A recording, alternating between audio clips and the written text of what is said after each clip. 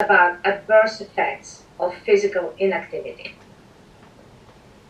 Physical activity induces cardiovascular fitness, increases muscle mass, and healthy blood glucose regulation while reducing visceral fat, triglycerides, and low-density lipoproteins.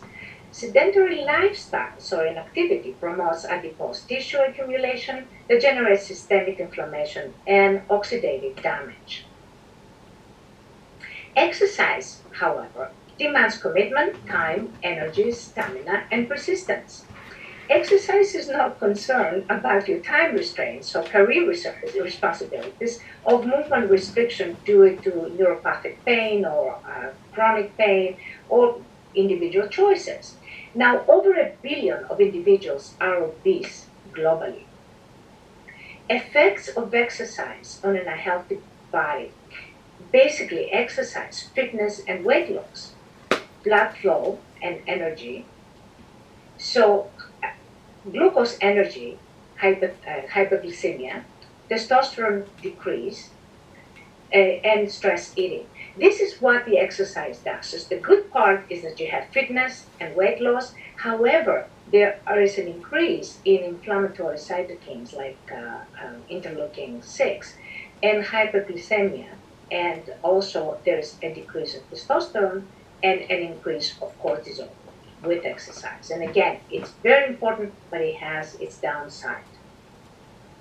Excess body weight promotes insulin resistance, increases blood glucose, diabetic nephropathy, and neuropathy actually, and the non-alcoholic fatty liver.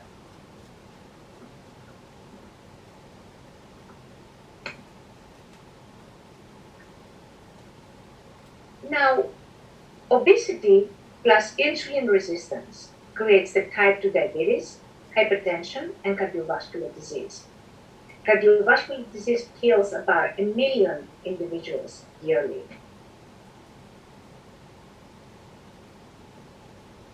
Diabetes, hypertension are associated with COVID-19 mortality rates and very high mortality rates of COVID-19. So it's not a good thing. Basically, it creates a lot of problems.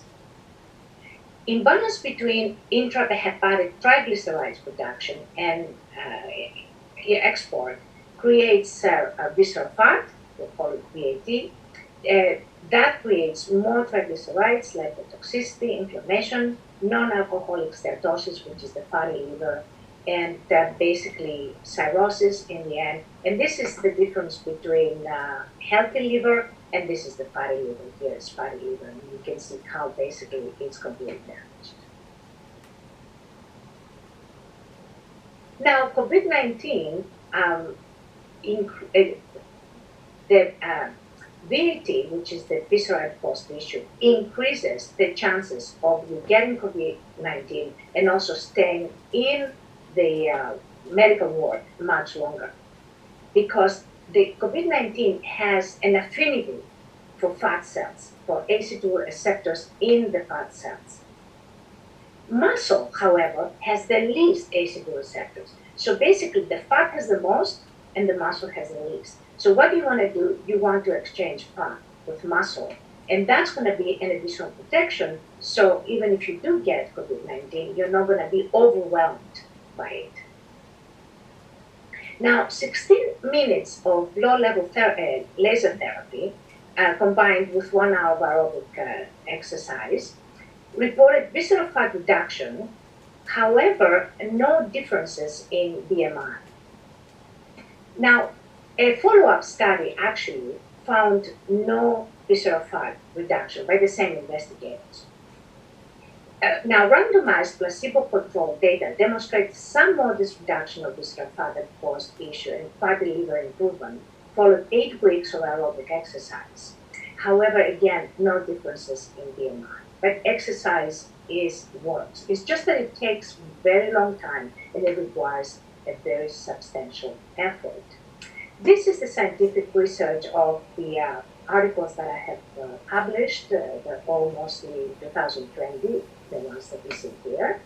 And there are more articles from the Journal of Aesthetic Nursing and Scientific on a lot of them on COVID-19, some of them on diabetes, and basically describes the propensity of COVID-19 for fat cells and how it's kind of does not affect the muscle cells as much. And this is the design of our study. Basically, we did a blood test before and after T3. We looked at CRP, which is inflammatory hormone. We looked at fasting NPP insulin in pre-diabetics and fasting NPP glucose in diabetics. And then we also, 11 subjects had a sonogram before the first treatment. And then we basically tested everybody after 20 treatments.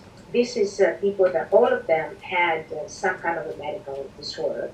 And we used this effortless simulated exercise technology that has a basically 8 seconds full body contraction. And I can show you what this looks like. We're going to observe now the contraction opening up, opening slowly, slowly, slowly, slowly. The way you sort of lift up weights very, very slowly. And this is how basically it starts utilizing a lot of fat, both subcutaneous and visceral, to build the muscle. This is some of our results. There was several studies involved in this, and we found a BMI decrease of 23.46%. Overall fat was minus 23.8. Mean visceral fat decrease was minus 29.3, and mean skeletal muscle increase was 41.6. Again, different subjects had different responses. BMI decrease, again, is the same thing. Visceral fat decrease, minus 47%. Actually, this is a different study, that follow-up study that we did, and again, overall fat was 23.8, and visceral fat was much higher than the previous study. And the muscle mass was about the same, in 41.9. This is the results on blood glucose and PP, postprandial glucose, and the results on fat liver as well. There were 11 subjects that, this is the diabetics, here is all the pre-diabetics and the results. You can see the insulin decrease was 41.8,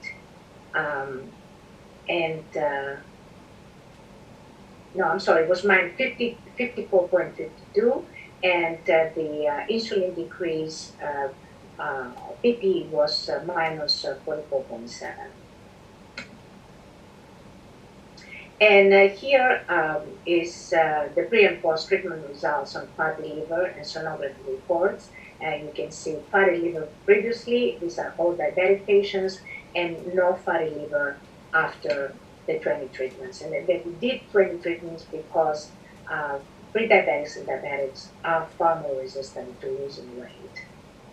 Triglycerides was a minus 22.88% decrease, and average increase of the high density lipoprotein was 30.34, which is something that you want. You want the VLDL and triglycerides to decrease, and you want the HDL to increase. You want the cholesterol to increase. And again, free-to-free was a significant increase of 40.78. And the CRP, that is, these studies were the only ones that looked at the CRP, the C-reactive protein, which basically is the best marker for inflammation, and we found a significant decrease of 37.88%.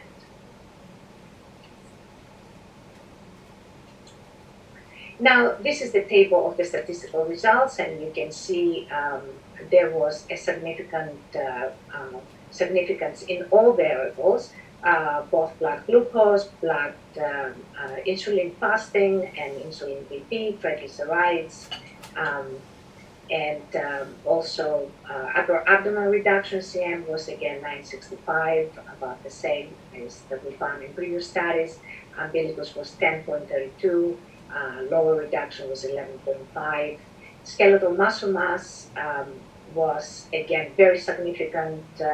HDL was significant, and this is again some of the before and after results. The subject allow us to use pictures. This is after 15 treatments. Again, after 15 treatments, before and after the results, and that's also after 15 treatments. This is from a different clinic. Other studies performed with the same technology looked at the review of COVID-19 associated factors, CRP, creatinine, bilirubin, VLDL, triglycerides, cortisol, and function, and again found very significant results. That's the blood test results on creatinine and bilirubin. These are all associated, these are all markers of COVID-19, as a matter of fact. And again, it's we looked at diabetics and pre-diabetics, and the results on creatinine, there was a reduction of 19.67, and bilirubin was 69.23. CRP, again, a very high decrease in CRP of minus 36.87, and cortisol decreased quite significantly in this study at minus 17.47%. Blood tests that also looked at VLDL and triglycerides, and we found a VLDL decrease of minus 8.13 and triglycerides at minus 14.9%. There's this table of all the statistical significance of this particular study: VLDL, triglycerides, free bilirubin, creatinine, CRP, cortisol, HDL, visceral adipose tissue, BMI, and measurements in umbilicals. There were all variables were significantly, very significantly, very statistically significant. This is again our clinical board, and that they are basically involved in different of our studies. There's a lot more clinics that are participating right now in research. I don't have the doctors for them. And with this, I would like to thank you very much for your kind attention. And if you do have any questions, I'll be happy to respond to you right away if you email me at science@iellios.com. Thank you.